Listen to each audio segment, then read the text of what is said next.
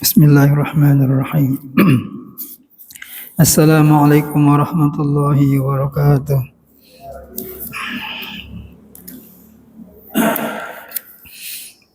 Innal hamdalillah nahmaduhu wa nasta'inuhu wa nastaghfiruhu wa na'udzu billahi min shururi anfusina wa sayyiati a'malina. May yahdihillahu fala mudilla lahu wa may yudlil fala hadiya lahu. Asyhadu an la ilaha illallah wahdahu la syarika lahu wa asyhadu anna Muhammadan abduhu wa rasuluhu la nabiyya ba'dah. Qala Allah Ta'ala ya ayyuhalladzina amanu taqullaha haqqa tuqatih wa la tamutunna illa wa antum muslimun. Ya ayyuhan nasu taqu rabbakumul ladzi khalaqakum min nafsin wahidah wa khalaqa minha zawjaha wa batha minhuma rijalan katsiran wa nisaa'a wattaqullaha alladzi tasaaluna bihi wal arham innallaha kana 'alaikum raqiba. Ya ayyuhalladzina amanu taqullaha wa qulu qawlan sadida yuslih lakum a'malakum wa yaghfir lakum dhunubakum wa man yuti'illaha wa rasulahu faqad faza fawzan 'azima. Amma ba'du fa inna asdaqal hadithi kitabullah wa khairul huda hudan nabiy sallallahu alaihi wasallam wa syarrul umuri muhdatsatuha wa kullu muhdatsatin fid dini bid'ah wa kullu bid'atin dhalalah wa kullu dhalalatin finnar. Ikhwan fillah azani Allah wa iyyakum jami'an.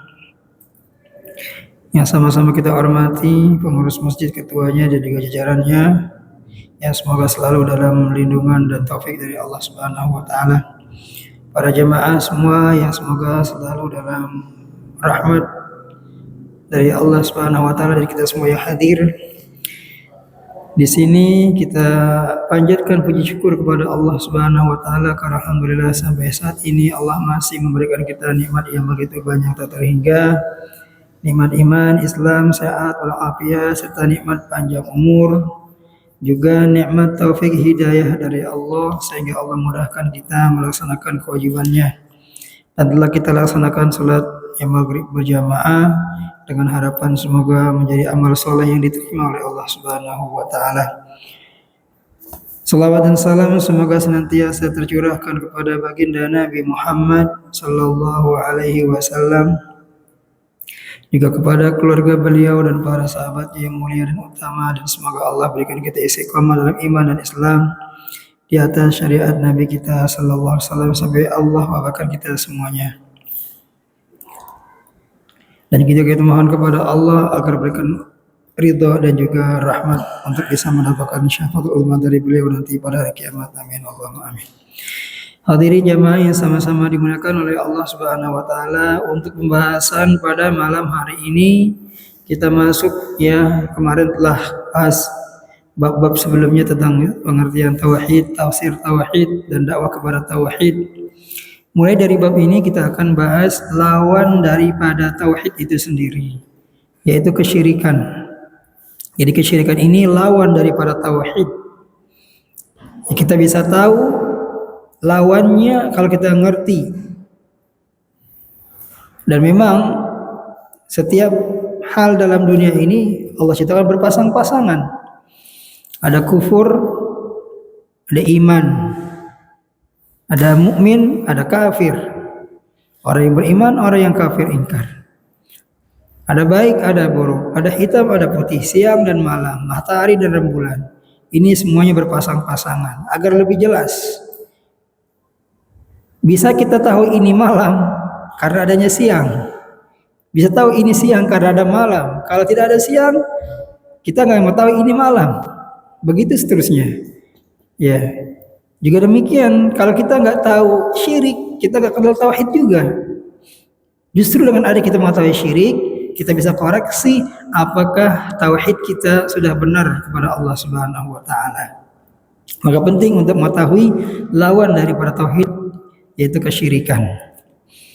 Kita belajar kesyirikan, mengetahui kesyirikan, ya, bukan untuk kita ikuti, tapi untuk menjaga diri agar jangan jatuh kepada kesyirikan tersebut.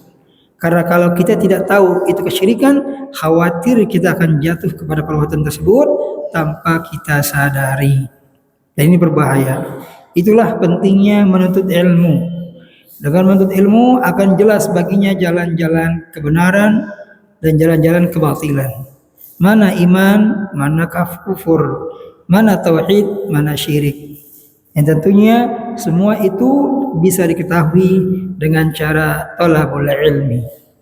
Dan thalabul ilmi, menuntut ilmu yang paling agung, seagung-agungnya ilmu adalah ilmu tauhid, ilmu mengenal Allah Subhanahu wa taala. Dan inilah dakwah yang mula pertama kali diserukan oleh setiap para nabi dan rasul ketika Allah mengutus mereka untuk mendakwakan kepada kaumnya untuk beribadah kepada Allah dan tidak berbuat syirik kepadanya.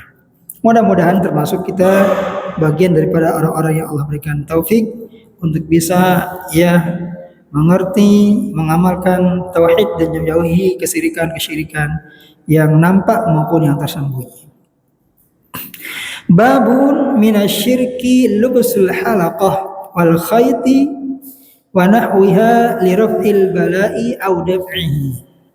Di sini Al-Imam menyebutkan bab minasyirki, di antara perbuatan syirik.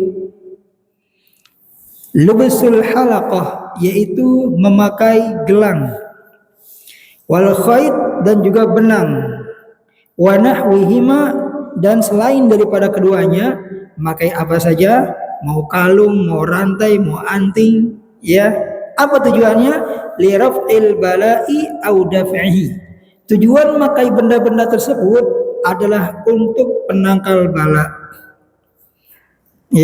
Untuk li raf'il bala, mengangkat bala, bencana, musibah, au daf'ihi, atau menolaknya.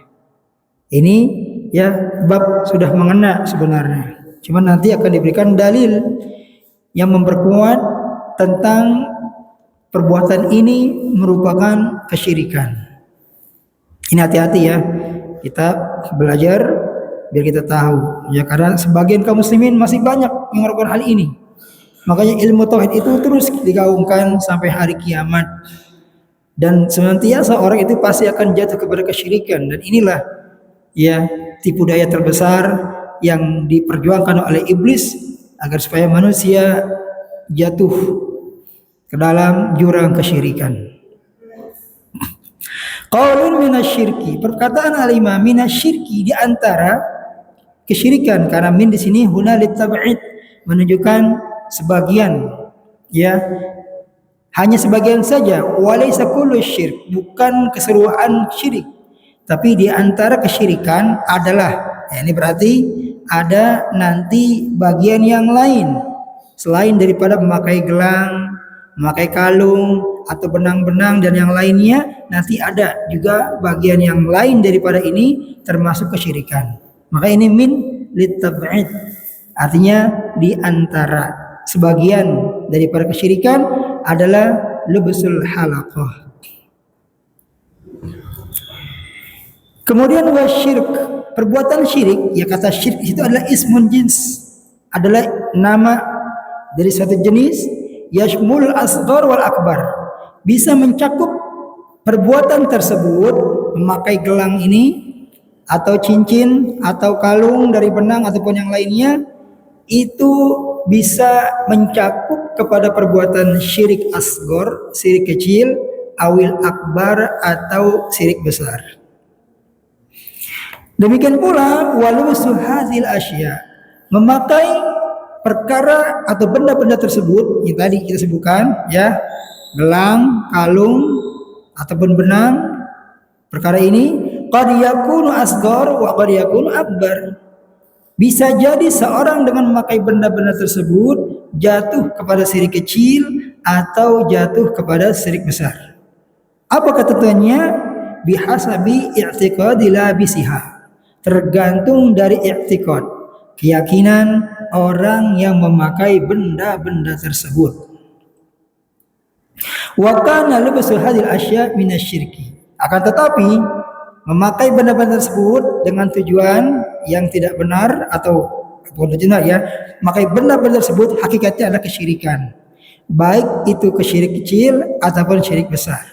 Bagaimana keadaannya? Seseorang memakai benda-benda tadi bisa jatuh kepada perbuatan syirik kecil kalau dia hanya meyakini bahwasanya yang bisa menolak bala hanya Allah. Benda ini adalah hanya sebagai wasilah saja, perantara saja yang dengannya Allah mengangkat musibah, bencana atau menghilangkan bencana tersebut. Nah, ini termasuk daripada syirik kecil. Kenapa? Karena dia asbata sababan lam yaj'alhu Allahu sababan syar'iyyan. Karena dia membuat sesuatu menjadi sebab yang tidak pernah Allah jadikan sebab itu secara syar'i untuk menolak bala. Tidak ada dalilnya. Allah menyebutkan dalam firman-Nya atau Nabi menyebutkan dalam sabdanya yang mulia, benda-benda ini bisa menghilangkan bala atau menolak bala. Kalau menghilangkan berarti mengobati. Orang sakit dikasih gelang biar sembuh. Itu namanya raf'il bala. Au daf'i atau mencegah. Jangan sampai terkena penyakit. Sama saja. Ini dia menjadikan sebab. Ketika dia menjadikan sebab yang Allah enggak pernah menjelaskan sebab tersebut, sebab yang syar'i, maka jatuh kepada perbuatan syirik kecil. Walaupun dia meyakini yang menolak bala, menghilangkan bala hanya Allah. Cuman sebabnya aja tuh. Sebabnya aja. Tapi ingat, sekecil-kecilnya syirik lebih besar dosanya daripada dosa besar selain syirik. Lebih besar daripada berzina, meninggalkan sholat, minum khamr, riba, itu syirik. Walaupun kecil, dosanya besar. Nah, ini berbahaya. Bagaimana syirik besar? Hanya meyakini dengan manfaat benda-benda yang memang gak pernah Allah jelaskan. Jadi yakin, semua orang kebanyakan jatuh. Ya, ini cincin dari Pak Kiai, Pak Ustadz, Pak Habib. Saya yakin yang menyebabkan keselamatan hanya Allah. Cuman ini hanya musabab atau asbab saja jatuh kepada kesyirikan. Karena Allah nggak pernah menjelaskan secara ya dalil syar'i cincin ini, cincin itu bisa menolak bala. Kecuali dalilnya ada. Misalkan sesungguhnya cincin itu bisa menyembuhkan penyakit, maka kita pakai cincin. Ini boleh sah karena Allah telah menjelaskan. Tapi selama nggak ada penjelasan dari Allah, itu bukan sebab yang syar'i. Kalau kita paksakan, walaupun keyakinannya adalah Allah yang menyembuhkan, yang menghilangkan, maka dia jatuh kepada syirik kecil. Itu. Dan menjadi syirik besar ketika dia menetapkan bahwasanya musabbib atau pemberi sebab itu adalah benda itu sendiri. Ya, benda ini benar-benar bisa menghilangkan penyakit, menolak bala. Ya, ini jatuh kepada syirik besar. Ini berbahaya. Kalau dia lebih yakin ya bahwasanya saya alhamdulillah kata dia. Gara-gara saya pakai cincin ini tadi saya selamat, enggak kena begal, enggak kena rampok. Itu dia berbahaya. Jadi dia sudah menyebabkan keselamatan dirinya dengan benda tersebut. Nah, ini syirik besar. Sebagian kaum muslimin masih ada keyakinan seperti itu. Atau minimal syirik kecil tadi ya. Karena ini pemberian syekh ya, habib, kiai, ustadz, lalu dia pakai, dia merasa ya dengan ini akan dijaga. Udah hilang tawakalnya kepada Allah SWT. Selama cincin ini masih ada pada saya akan selamat. Selama gelang ini masih ada saya akan selamat. Ini berbahaya ya. Rasulullah punya cincin juga, cuma stempel khatam tek untuk memberikan stempel ini dari Nabi gitu, stempel. Tapi kita cincin boleh asalnya, asal jangan ada keyakinan-keyakinan yang nyeleneh, yang aneh-aneh gitu ya. Ya, menyelisihi i'tiqad, keyakinan ya sebagaimana yang diyakini oleh Rasulullah SAW dan para sahabatnya. Jadi ini bagian daripada kesyirikan. Orang yang memakai gelang, cincin dari benang tadi dengan tujuan menolak bala, itu bisa terjatuh kepada kesyirikan besar atau kecil.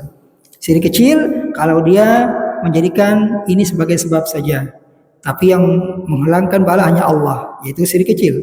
Tapi kalau semata-mata dia yakin gelang ini, cincin ini, kalung ini, rantai ini benar-benar bisa dengan sendirinya menghilangkan bala, mengangkat bala atau menolaknya ya dari musibah atau penyakit dan seterusnya, maka dia kepada syirik besar. Tapi sekali lagi tentuannya kita ingat, sekecil-kecil kesyirikan dia dosanya masih lebih besar daripada dosa-dosa besar. Yaitu harus kita perhatikan, jangan sampai syirik kecil ini nih berbahaya ya. Kita berlindung kepada Allah dari segala kesyirikan besar maupun kecil, nampak ataupun yang tersembunyi, ya kita sadar ataupun kita tidak. Itu yang harus kita berlindung, ya takut daripada kesyirikan. Syirik kecil lah, justru itu yang paling dekat oleh Nabi SAW. Rasul menyebutkan, inna akhwafa ma akhafu alaikum asyirkul asghar. Sesungguhnya hal yang paling aku takutkan, khawatirkan kepada kalian adalah syirik kecil. Ya, kalau saya bertanya, ma huwa syirkul asghar ya Rasulullah? Apa itu syirik asghar ya Rasulullah? Ar-riya, yaitu perbuatan riya. Subhanallah, ingin dipuji oleh orang saja termasuk syirik kecil dalam beribadahnya, dan ini takutkan bisa menghilangkan ya pahala kita, membinasakan kita, ya. Apalagi ya syirik besar. Termasuk bagian syirik kecil ini dia memakai sesuatu ya, meyakini Allah itu yang menghilangkan tapi dengan sebab yang tidak pernah Allah izinkan, sebab nggak pernah Allah ya syariatkan, jatuh kepada syirik kecil. Ini berbahaya. Kemudian dibawakan oleh Al-Imam surat Az-Zumar ayat 38 untuk memperkuat dalil dari bab ini. Allah Ta'ala berfirman, wala in sa'altahum man khalaqas samawati wal arda la yaqulunna Allah qul afara'aytum ma tad'una min dunillahi in aradani Allahu bidurrin hal hunna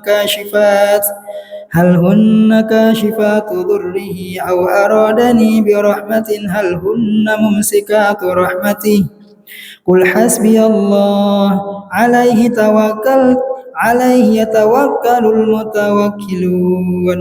Ya, ini dalil yang memperkuat ya bab ini. Kita memang sering baca Al-Quran, coba kita nggak pernah tadabbur. Padahal ayat ini menjelaskan kepada kita larangan untuk berbuat syirik, percaya kepada hal-hal yang lain selain Allah bisa memberikan manfaat atau menghilangkan mudarat, itu nggak boleh. Walaupun kita bisa baca Al-Quran, hanya baca saja dapat pahala. Tapi kalau kita lebih paham isinya, Masya Allah, ini yang diinginkan untuk mentadaburi ayat-ayat Al-Quran. Allah Ta'ala berfirman, wala in sa'altahum man khalaqas samawati wal arda. Kalau engkau tanya Muhammad kepada mereka, itu orang-orang Quraisy, orang kafir, man khalaqas samawati wal arda, siapakah zat yang menciptakan langit dan bumi? La yaqulunna Allah, mereka akan mengatakan Allah yang menciptakan semua. Jadi orang-orang kafir pun percaya Allah itu pencipta langit dan bumi. Sama seperti orang kita, orang muslim. Allah pencipta langit dan bumi, tapi kenapa harus ada sedekah laut, sedekah panen, sedekah segala macamnya? Keyakinan bahwasanya ada hal lain yang bisa memberikan ya manfaat, menghilangkan mudarat. Agar panennya hasilnya banyak nih, sedekah bumi. Agar hasil lautnya melimpah, sedekah laut. Ini kan nggak pernah diajarkan. Nah, ini membuat kepada kesyirikan. Ini berbahaya. Walaupun dia yakin Allah yang cipta langit dan bumi, memberikan rezeki, tapi dengan sebab yang tidak pernah diajarkan oleh syariat kita, ini jatuh kepada kesyirikan. Berbahaya. Sama seperti orang Quraisy juga mengatakan, kalau ditanya kepada mereka siapa yang ciptakan langit dan bumi, pemberi rezeki, mereka mengatakan Allah Subhanahu wa taala. Qul afara'aytum ma tad'una min dunillah. Kalau gitu katakanlah wahai Muhammad, apa pandangan kalian terhadap ma tad'una min dunillah? Patung-patung, seruan-seruan, ya benda-benda yang kalian seru selain Allah. Seru selain Allah, jadi berdoa kepada selain Allah. In aradanillahu bidurrin hal hunna kashifatu durri? Apakah kalau Allah menghendaki keburukan, berbahaya ya, membahayakan, menghendaki keburukan kepada diriku, hal hunna kashifatu durri? Apakah benda-benda tersebut bisa menghilangkan kesusahan itu, kesulitan itu? Ya tentu jawabannya tidak akan mungkin. Aw aradani birahmatin, ataukah jika Allah hendak memberikan rahmat kepadaku, hal hunna mumsikatu rahmati, apakah benda-benda tersebut bisa menghilangkan rahmat Allah? Ya, enggak juga. Dia hanya patung biasa, sembahan-sembahan biasa yang tidak bisa memiliki kekuatan untuk memberikan pertolongan atau menghilangkan musibah. Qul, katakanlah Muhammad, hasbi Allah, cukuplah Allah. Alaihi yatawakkalul mutawakkilun, hanya kepada Allah lah hendaklah orang-orang itu bertawakal. Sudah cukup, nggak perlu lagi benda-benda yang lain. Patung-patung, kalau ada patung sama saja ya. Jangan dikira wasan itu cuma patung. Segala sesuatu yang disembah berupa benda itu wasan. Baik patung, jam tangan, ya kulkas, listrik, kipas angin, kalau disembah-sembah itu jadi wasan, jadi sembahan. Ya, itu berbahaya. Jadi ada keyakinan-keyakinan yang meyakini bahwa selain Allah mempunyai kekuatan untuk menghilangkan bencana atau menolak bencana, yaitu keyakinan-keyakinan yang syirik yang diingkari oleh Allah dalam Al-Quran ini. Ya, maka kita harus berhati-hati. Kemudian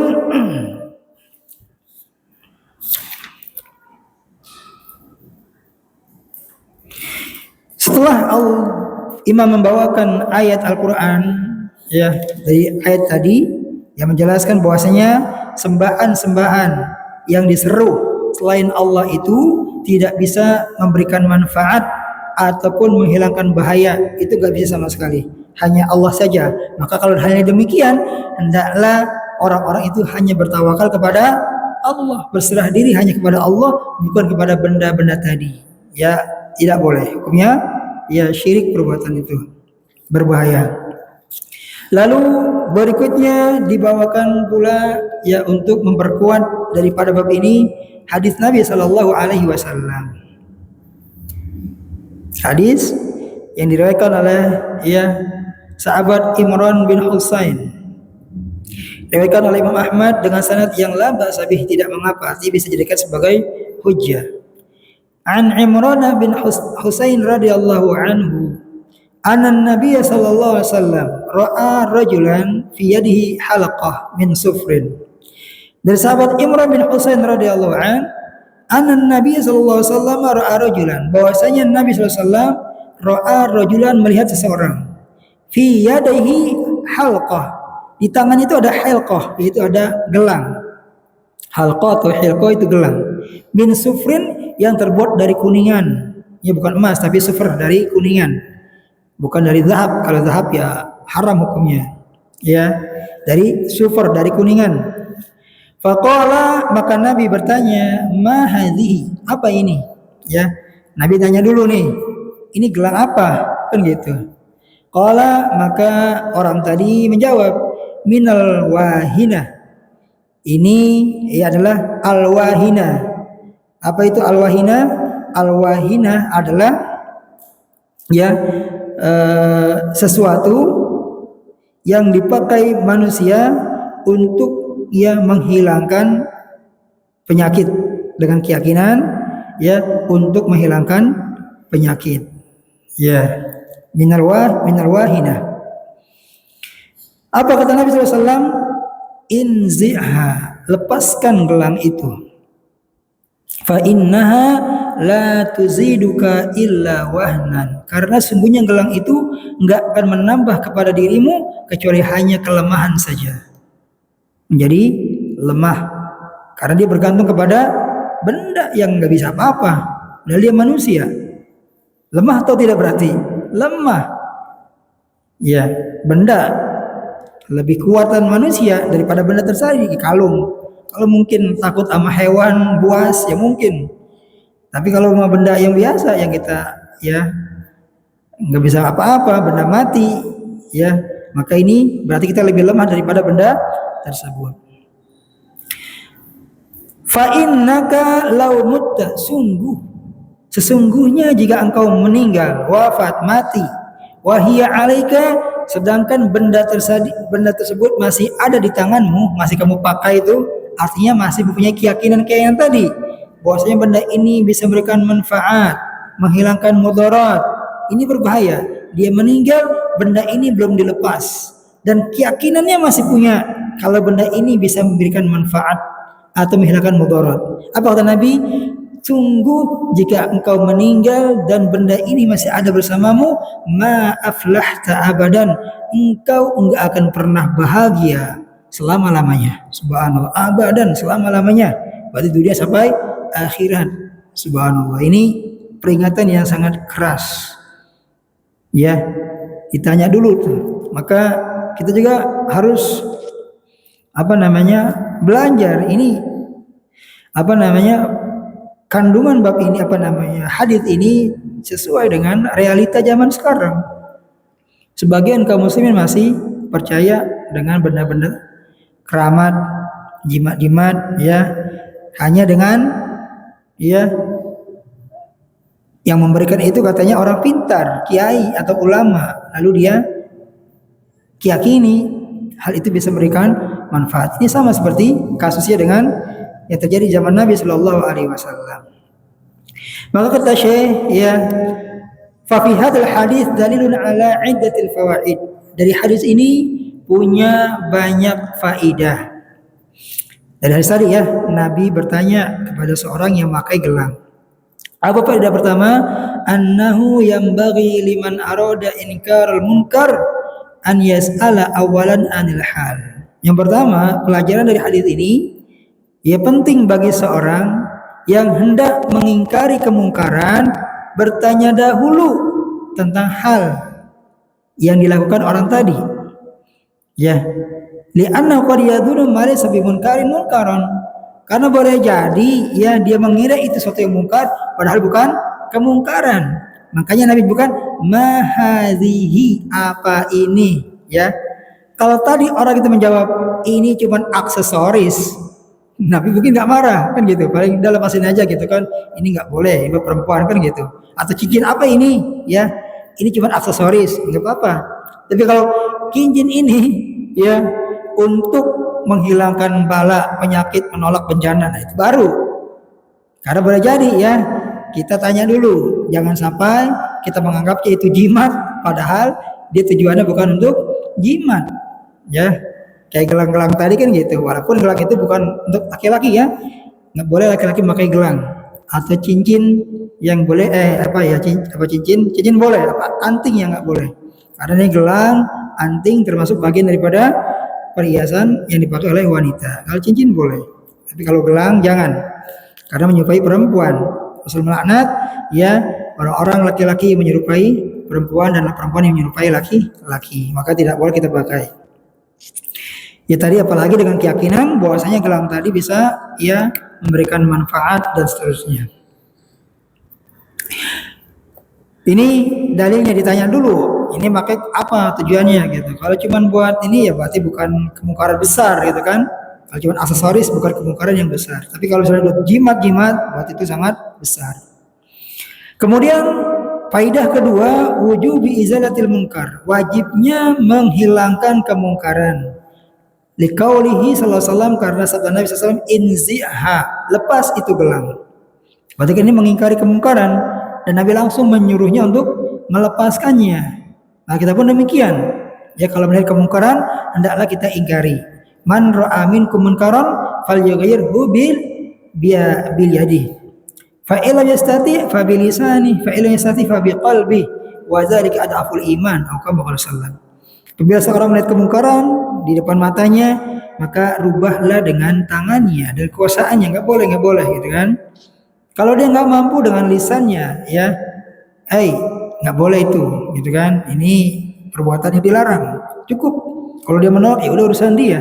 Yang penting orang udah mengingkari. Kalau dia nggak mampu juga karena takut, ya, ingkari dalam hati, ya, saya nggak ridho dengan perbuatan ini. Tapi itu adalah selama-lamanya iman, masih mending ketimbang dia nggak mengingkari, malah dia ikut-ikutan. Ada dangdut jadi pesta, kita ingkari dengan apa, ya, dengan hati kita. Kalau dengan tangan nggak mungkin, ya, dangdutan gitu kan di pesta, kemungkaran atau bukan? Kemungkaran harus kita ingkari dengan tangan kalau bisa, atau kalau lisan ini jangan, nggak boleh ini. Tapi kalau nggak mampu udah ingkari saja dalam hati kita. Saya nggak lama-lama di sini cukup ya. Sekedar makan sudah pulang gitu kan, jangan nikmati malah goyang-goyang kepala, goyang kaki, malah nyawer. Itu kan berbahaya. Itu bukan mengingkari tapi setuju, dosanya berbahaya lebih besar. Ya maka ya harus kita usahakan setiap kita melihat kemungkaran paling tidak hati kita mengingkarinya. Itu sudah lemah iman, masih mending ketimbang enggak sama sekali. Jadi wajib untuk menghilangkan kemungkaran ya dengan sebisa mungkin. Hukumnya wajib, wujub, bukan sunnah. Tapi dengan wajib, bisa dengan hati, udah dengan hati saja. Hukum mengingkari kemungkaran adalah wajib hukumnya. Ada kemungkaran depan mata kita, wajib kita ingkari. Ya dengan tangan, lisan atau dengan hati, ya. Kemudian yang ketiga, anna lubsal halqa wa sababu wa shibhuha li daf'il bala aw raf'ihi minasyirki. Sesungguhnya memakai halqah yaitu gelang, wa shibhiha dan juga selainnya, gelang, cincin, kalung ya, dengan tujuan li raf'il bala, untuk menghilangkan bala, penyakit, musibah dan seterusnya, auratihi ya, atau menghilangkannya. Tadi untuk menolak bala ya, menolak musibah, bencana atau penyakit, atau menghilangkannya.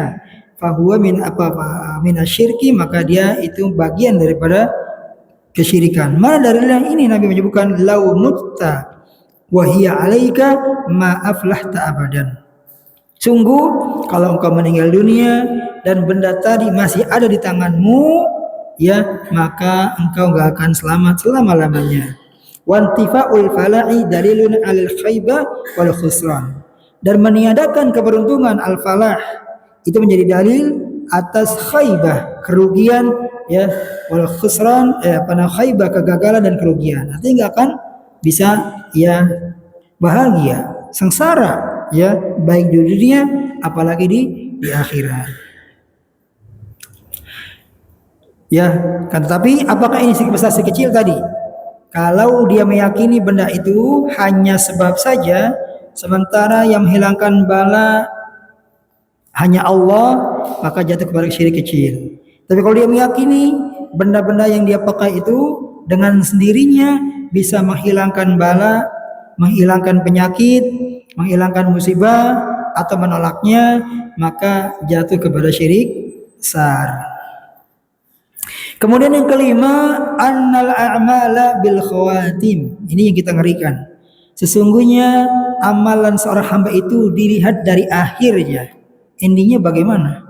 Allah enggak lihat awalnya, pertengahannya, tapi Allah lihat akhirnya. Boleh jadi awalnya dia seorang pendosa, enggak pernah taat kepada Allah Subhanahu wa taala, lalu di akhir hayatnya dia bertaubat kepada Allah dan Allah terima taubatnya, dia termasuk ahli sa'adah, orang yang berbahagia. Dan boleh jadi seorang yang dia ahli ibadah, rajin ke masjidnya, rajin sedekahnya, puasa, haji dan umrohnya, tapi akhir hayatnya diisi dengan kemaksiatan, kedurhakaan, dan Allah wafakan dia dalam keadaan seperti itu, maka ini su'ul khatimah ya, akhir kehidupan yang buruk. Makanya Nabi menyebutkan dalam sabdanya, ya innal insan, ada seorang manusia ya, ya'malu bi amal ahli jannah, dia mengamalkan amalnya ahli surga ya, sehingga jarak antara surga dengan dirinya illa dhira, hanya sejengkal apa sehasta saja. Fayasbiqu alal kitab, lalu didahului oleh firman Allah, fayamalu bi amal ahli nar fayadkhuluha, lalu dia pun di akhir hayatnya mengerjakan amal-amal ahli neraka dan dia akhirnya masuk dalam neraka. Waliyadzubillah. Kemudian lagi manusia, dia senantiasa ya'malu bi amali ahli nar, selalu mengerjakan perbuatan ahli neraka, hatta yakuna bainahu wa bainaha illa dhira, sehingga antara dirinya dengan neraka itu hanya sejelak sehasta saja, dekat sekali itu, tinggal nyelokat dong masuk neraka dia. Fayasbiqu al-kitab, lalu Allah pun ya membuat ketentuan yang lain. Fayamalu bi amal ahli jannah fayadkhuluha. Lalu dia pun di akhir hayatnya mengerjakan amal ahli surga, lalu Allah masukkan ia ke dalam surga. Maka dari hal ini kita nggak boleh tertipu dengan amal-amal ibadah yang telah kita lakukan, tapi terus minta taufik dari Allah dan sabat ketetapan dalam hati di atas agama Allah. Sehingga Nabi banyak menyebutkan dalam doanya, ya muqallibal qulub tsabbit qalbi ala dinik. Wahai zat yang membulak-balikkan hati, tetapkan hati ini agamamu. Wa ya musarrifal qulub sarrif ya qalbi ala ta'atik. Wahai zat yang membulakkan hati, yang memalingkan hati, tetapkan hati ini di atas ketaatan kepadamu. Ini Nabi SAW minta orang yang paling takwa, yang paling takut kepada Allah, bersama dengan itu sering minta kepada Allah agar ditetapkan hatinya dalam iman. Bagaimana kita orang-orang yang jauh daripada ya ketakwaan? Jangan pede dengan apa yang kita lakukan. Maka ibadah yang kita lakukan ini karena Allah. Salat kita lakukan itu karena Allah menolong kita. Kita bisa sedekah karena Allah menolong kita. Kita bisa beribadah haji, umrah karena Allah menolong kita.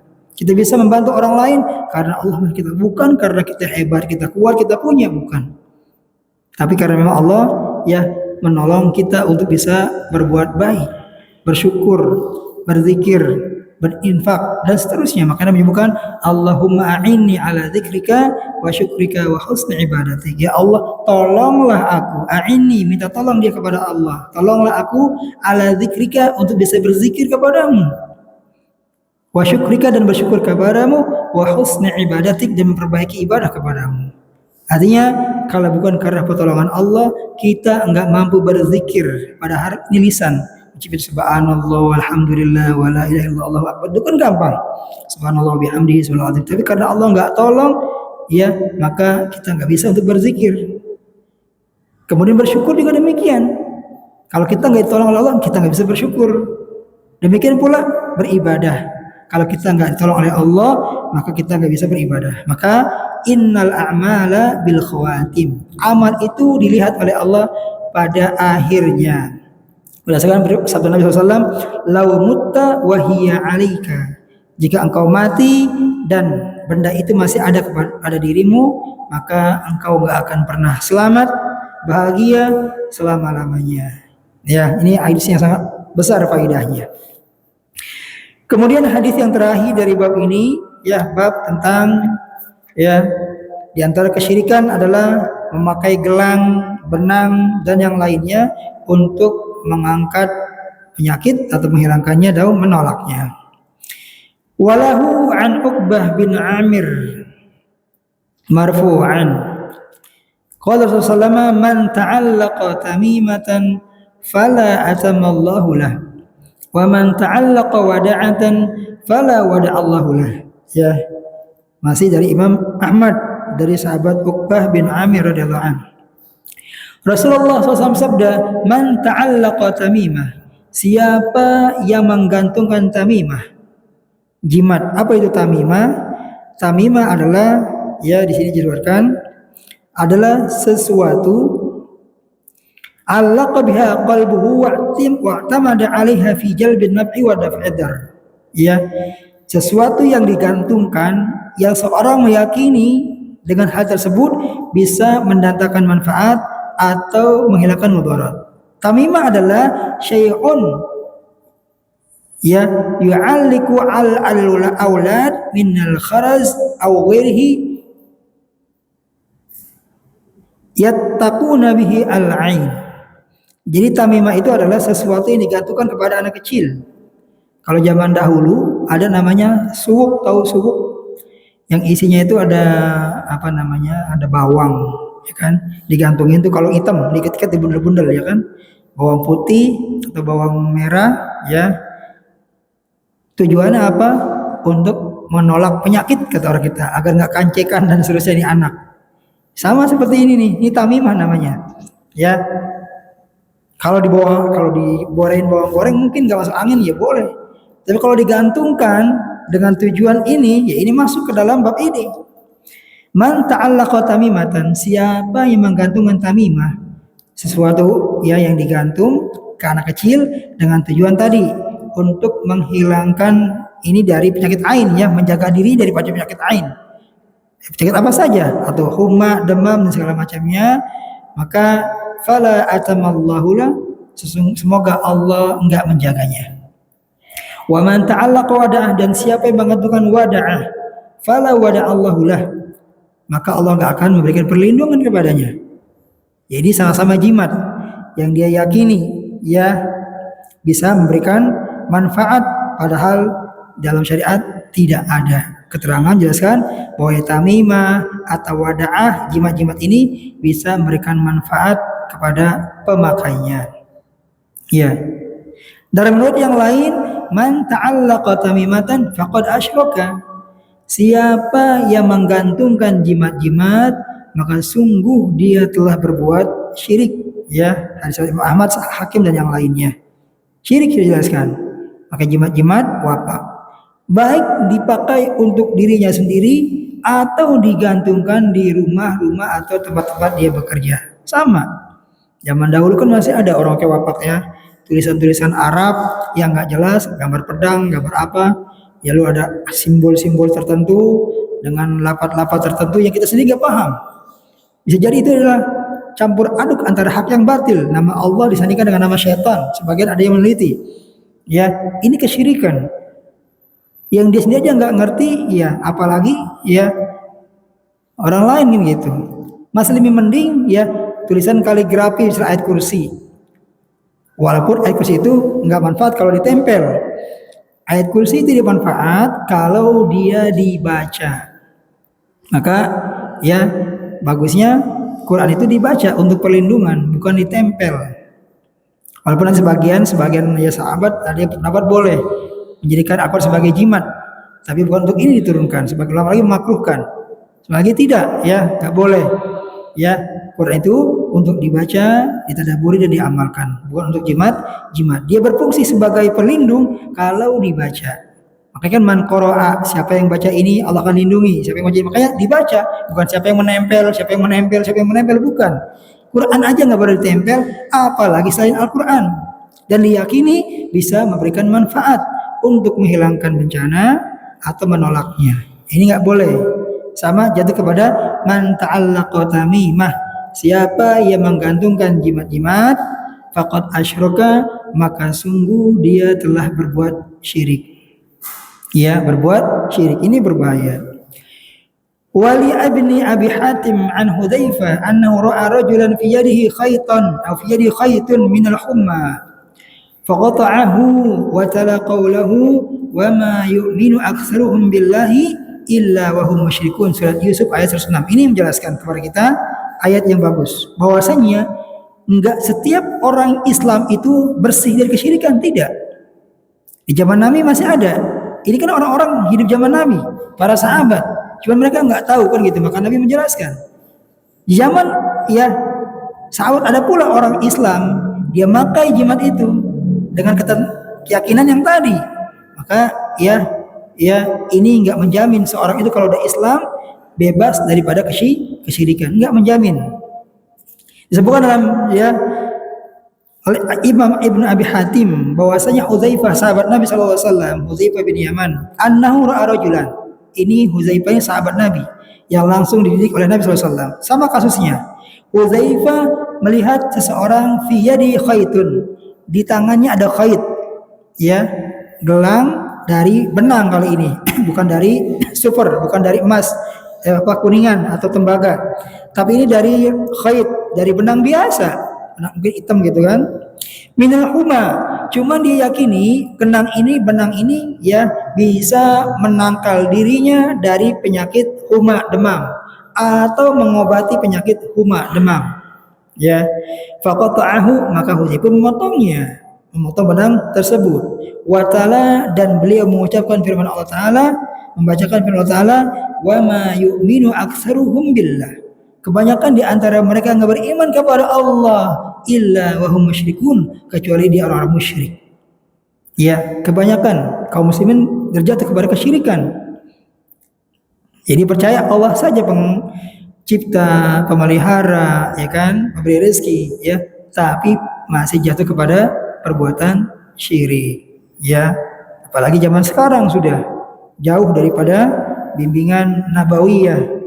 Manusia sekarang ya lebih banyak kesyirikan.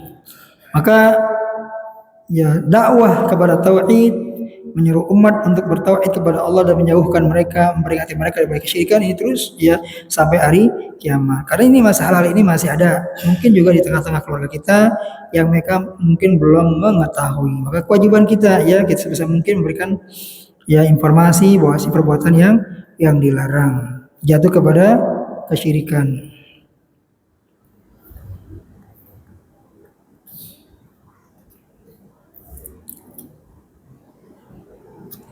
Kemudian terakhir dari sebelum lagi ya, dari bab ini kandungannya dari kita baca awal sampai akhir. Yang pertama al-ula at-taghlid fi lubsil halqah wal khayt wa nahwihima limithli dzalik.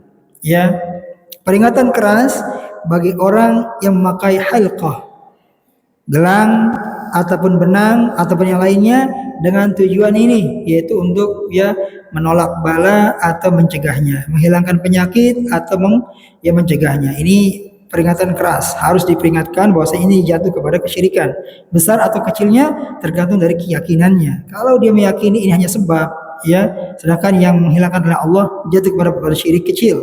Tapi kalau dia meyakini bahwasanya benda-benda ini dengan sendirinya bisa menghilangkan bala, mengangkat penyakit, menyembuhkannya, maka jatuh kepada syirik besar. Tapi sekali lagi, sekecil-kecilnya syirik itu dosanya lebih besar daripada dosa-dosa besar selain daripada kesyirikan. Atsaniyah yang kedua, anna sahabiyya law mata wa hiya alaihi maflah. Sesungguhnya sahabat kalau dia meninggal dia membawa ya ke hal yang di atas yaitu kesyirikan, maaflah, dia nggak akan selamat. Kayak tadi kan orang sahabat itu kan namanya sahabat, seorang yang melihat Nabi dan beriman kepada Nabi namanya sahabat. Kayak tadi Rasul menyebut melihat orang yang memakai gelang dari sulfur dari kuningan. Ini sahabat berarti ya. Cuman Rasul menyelamatkannya dengan cara ya menjelaskan ya lepas gelang itu, kalau enggak akan selama-lamanya. Dilepas oleh sahabat tadi. Ya. Ini ancaman saja. Kalau sahabat saja bisa jatuh kepada kesyirikan karena enggak tahu bagaimana orang setelahnya yang jauh daripada ilmu. Wa hadha huwa sahabi, fa kaifa iban duna sahabi? Ini sahabat, bagaimana kalau orang selain sahabat? Lebih-lebih ya sangat berisiko sekali ya untuk jatuh kepada kesyirikan tersebut. Di zaman sekarang aja dah makin jauh daripada zaman ya kenabian, orang makin banyak yang aneh-aneh. Ya, yang aneh-aneh. Pakailah dia jimat-jimat, cincin-cincin, wafat dengan keyakinan tadi. Ya dengan alasan ini diberikan oleh Pak Kiai. Ya, kalaulah boleh, mungkin Nabi lah orang yang pertama kali memberikan cincin kepada para sahabat. Ini pakai buat perang supaya kamu enggak kebacok, enggak kena musibah. Tapi kan enggak pernah. Karena itu bukan sebab yang syar'i, ya kan? Kalau diyakinnya gitu, mestinya begitu. Nabi pernah memberikan jimat ini kepada sahabat untuk berperang, tapi kan enggak ada. Lalu dari mana keyakinan ini datang? Ya dari setan. Supaya manusia jatuh kepada kesyirikan gitu. Ya. Asalitsah yang ketiga, annahu lam ya'dzar bil jahalah. Tidak ada uzur tentang kebodohan. Artinya manusia itu enggak diberikan uzur karena dia bodoh. Terlebih zaman modern sekarang ini, ya hidup serba modern, gampang untuk kita akses ilmu pengetahuan. Kalau orang enggak kenal syirik, kenal tauhid, zaman sekarang udah enggak ada uzur. Dia enggak mau ngaji tauhid, enggak mau ngaji syirik, nggak tahu, ya kan? Padahal media informasi banyak di YouTube atau di pengajian langsung kita udah berikan pengumuman, ya udah di-share, tapi dia nggak mau tahu.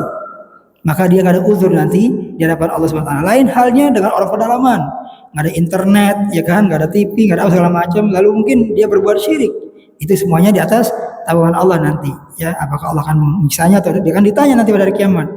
Akan ditanya. Tapi kalau di sekarang tidak ada uzur untuk orang yang hidup di zaman modern, di kota modern yang semua sudah akses untuk informasi sudah dibuka lebar oleh Allah Subhanahu wa taala. Jadi tidak ada juhur kejahalah, yaitu kebodohan. Enggak diterima uzur dengan ya bodoh. Bodoh kenapa?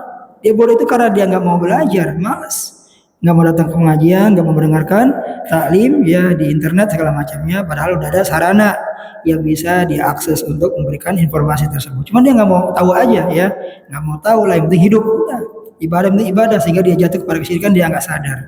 Dia nggak sadar. Kemudian ya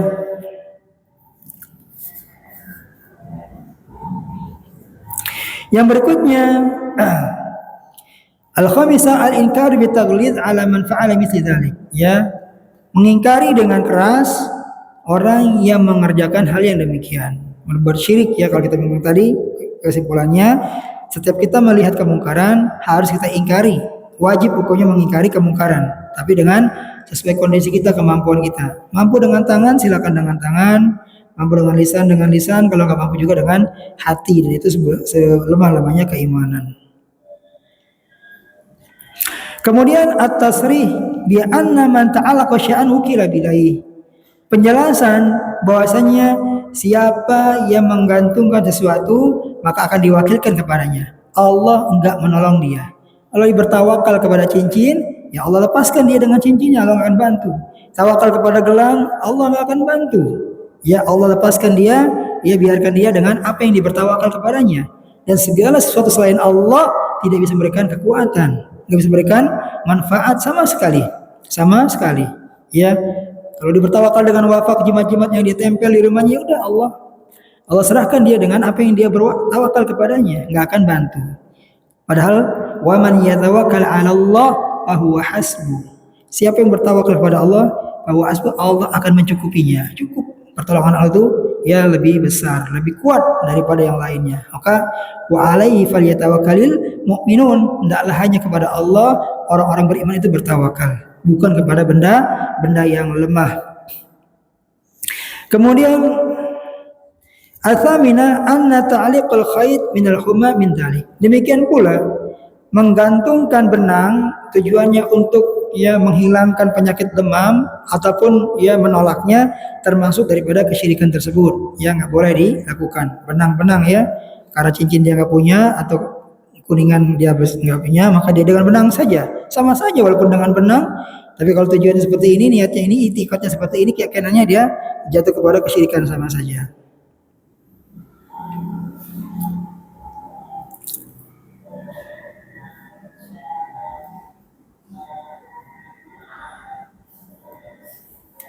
Kemudian yang berikutnya tilawatul Hudzaifah.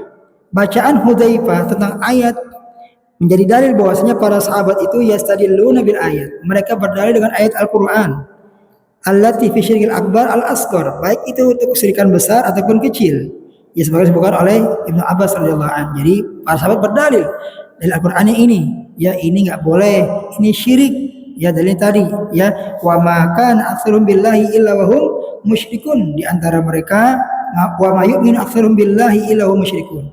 Ya kebanyakan mereka itu enggak beriman kepada Allah ya, kecuali mereka adalah orang-orang yang musyrik. Ya, ini menunjukkan bahwasanya ya zaman dahulu ya banyak juga terjatuh, apalagi zaman sekarang banyak orang-orang yang muslim tapi masih terjatuh kepada perbuatan syirik. Ya, dalilnya sudah jelas. Demikian pula asyirah ana ta'liqul wada min ain min dzalik. Menggantungkan wadah jimat yang lain untuk penyakit ain dan seterusnya juga termasuk daripada kesyirikan.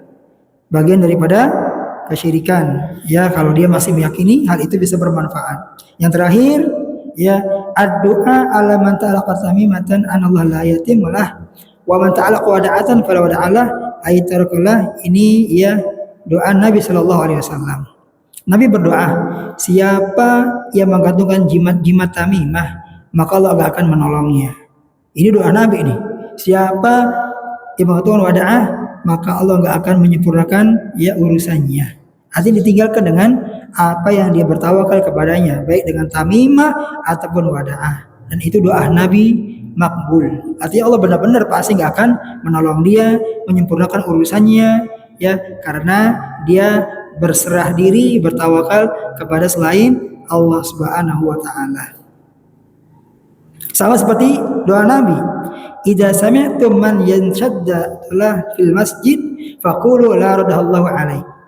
apabila kalian mendengar ada orang yang mengumumkan barangnya yang hilang di masjid, fakulu, maka doakanlah, la raddahallahu alaik, semoga Allah enggak menggalikannya kepadamu, tetap hilang itu barang. Jadi masjid itu tidak boleh digunakan untuk mengumumkan barang yang hilang, tidak boleh. Iya.